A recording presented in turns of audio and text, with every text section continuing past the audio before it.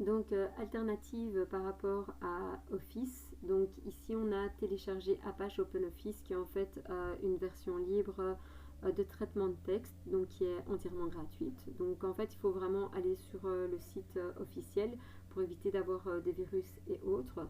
Donc ici c'est openoffice.org, donc ici donc on télécharge Windows, voilà, si c'est un Windows. On doit attendre ici effectivement le décompte, parfois il le fait même deux fois, donc une première fois, voilà. Donc ici il y a une fenêtre qui apparaît, donc je vais mettre enregistrer le fichier, donc on voit qu'il s'enregistre ici, voilà. Alors ça dépend, ici moi je suis sur Firefox, mais quand on est sur Microsoft Edge ou sur Internet Explorer, en général on voit la progression du téléchargement ici en bas. Alors ensuite je vais aller dans le petit dossier qui se trouve ici, voilà, et on va dans le fichier téléchargement. Donc ça il faut voir un peu où vous trouvez, parce que forcément si on est dans document ou autre, ce ne sera pas la même chose. Donc on va dans téléchargement, et là on voit qu'il y a Apache OpenOffice, donc on double-clique dessus, donc afin qu'il puisse s'installer. Voilà, donc on met oui pour donc le mettre, puis on va mettre suivant. De nouveau il va me demander où est-ce que je veux le mettre, on laisse comme ça, c'est bon, donc on installe. Voilà. Donc là souvent il faut attendre un petit peu, le temps que tout ça soit fait. Voilà, on voit qu'il commence à télécharger tout ça. Voilà, donc ici donc c'est bien l'assistant va installer, donc c'est toujours pas fait, donc on met suivant. Le nom de l'utilisateur, bon là il a mis mon adresse mail, donc hop, suivant. Alors moi je vais mettre installation personnalisée tout simplement parce que j'aime pas trop, parfois ils mettent des pubs en plus, donc ça me permet au moins de vérifier qu'il n'y a pas de pub. Donc je mets suivant, donc ici pas de problème, ça n'a pas l'air d'être des pubs, donc c'est bon. Donc ensuite il vous dit OpenOffice peut être défini en tant qu'application par défaut pour ouvrir les fichiers de type tout cela. Alors moi je ne vais pas le mettre, alors quand on n'a pas la suite Office, donc là effectivement ça vaut la peine de cocher tout ça. Mais moi j'ai déjà le traitement texte, Word et Excel, donc voilà, je ne vais pas le faire ici en tout cas. Voilà, créer un lien de démarrage sur le bureau, ben ça dépend un peu. Moi personnellement j'en veux pas, mais voilà. Donc ici il est en train de l'installer, donc ça prend toujours de nouveau un petit peu de temps. L'ordinateur travaille, on entend travailler d'ailleurs derrière.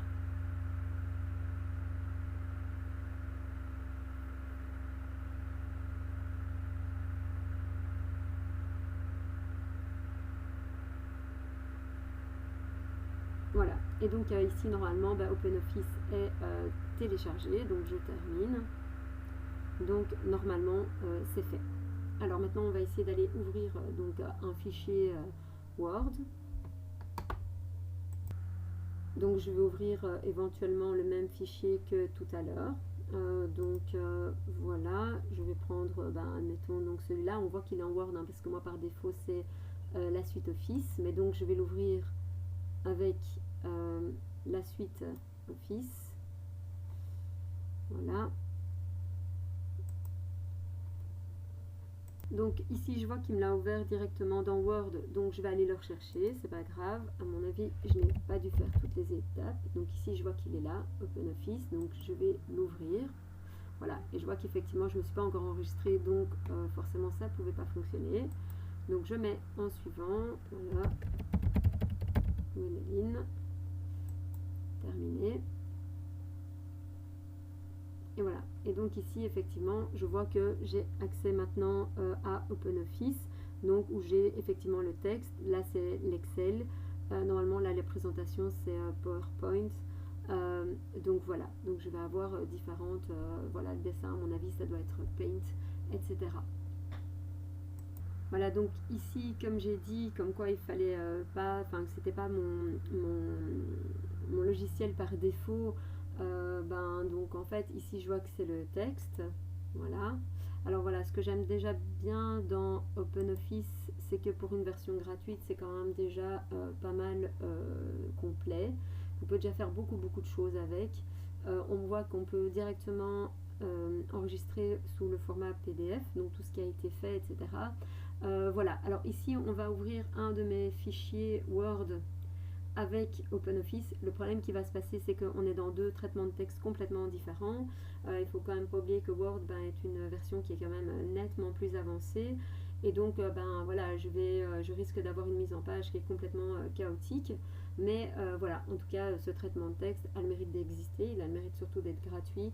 Et il permet donc déjà de faire pas mal de... Voilà, de faire pas mal de choses assez sympas gratuitement. Voilà. Donc ici, je vais montrer, mais de fait, on va voir que... voilà, donc on va aller chercher mon fichier. Donc je vais prendre celui-là.